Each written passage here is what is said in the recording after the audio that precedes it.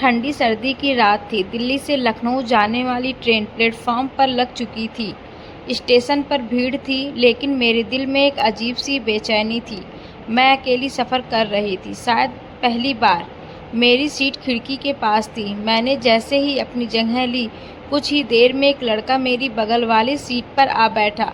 साधारण सा, शांत सा चेहरा, उसके हाथ में किताब थी, द एल्केमिस्ट। मैंने मुस्कुराकर देखा। वो हल्की मुस्कान के साथ बोला, पढ़ी है आपने ये किताब? मैंने सिर हिलाया। हाँ, पर समझ पाना आसान नहीं था। यात्रा शुरू हुई। बातचीत का सिलसिला भी। नाम उसका आरव था, पेशे से एक लेखक। बातों ही बातों में ना जाने कब रात ढलने लगी।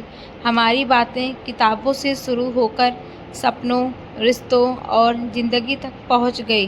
पहली बार किसी अनजान से इतनी गहराई से बातें कर रही थी। उसके शब्दों में अपनापन था, उसकी नज़रों में इज्जत। रात के करीब 2 बजे ट्रेन एक सुनसान स्टेशन पर रुकी। अचानक डिब्बे में अफरा तफरी मच गई। किसी का बैग चोरी हो गया था। उसी भीड़ में मेरा बैग भी गायब हो गया। मैं घबरा गई।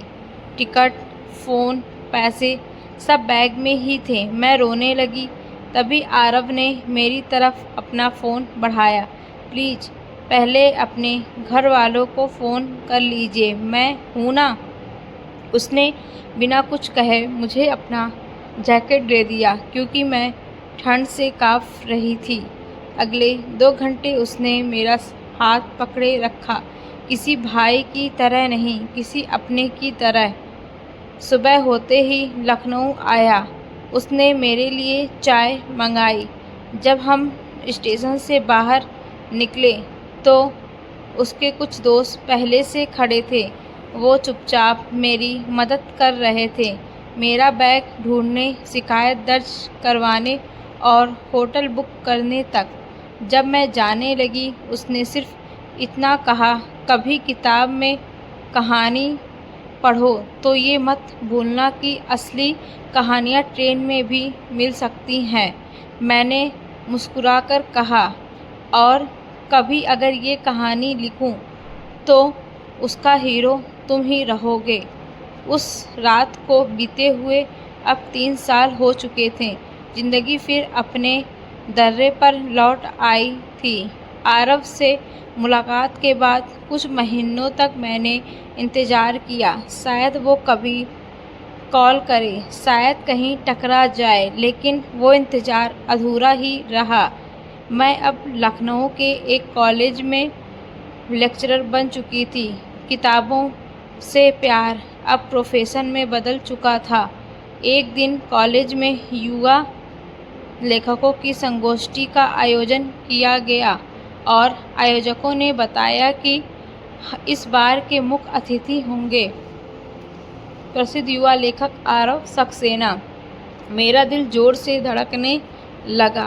कार्यक्रम वाले दिन मैं पूरे हॉल में उसे खोजती रही। जब वो स्टेज पर आया, मेरी आंखें भर आई। वही आंखें, वही सादगी, वही मुस्कान। फ़र्क बस इतना था कि अब वो एक नाम बन चुका था, भीड़ में सबसे अलग।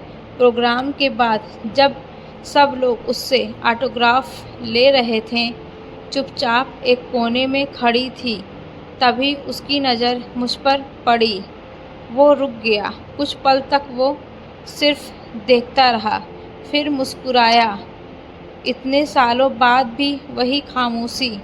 पर इस बार मैं पहले से ज़्यादा सुनना चाहता हूँ। हम पास आए।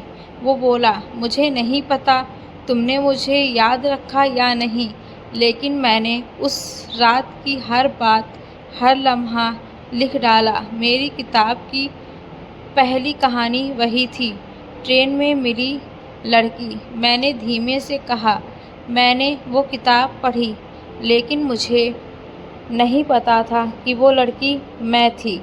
आरव ने जवाब दिया, क्योंकि उस रात के बाद मैं हर शहर, हर स्टेशन पर बस तुम्हें खोजता रहा। लेकिन आज किस्मत ने जवाब दे दिया।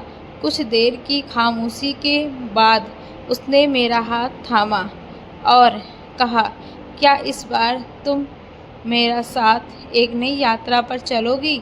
लेकिन इस बार अजनबी बनकर नहीं, हमसफ़र बनकर। मेरी आँखों से आंसू बह निकले, पर होठों पर मुस्कान थी। हाँ, क्योंकि अब ये कहानी अधूरी नहीं रहनी चाहिए। अगर आपको यह कहानी अच्छी लगी तो please like, subscribe and share करें और कमेंट में ज़रूर बताएं कि आपको कहानी कैसी लगी। धन्यवाद।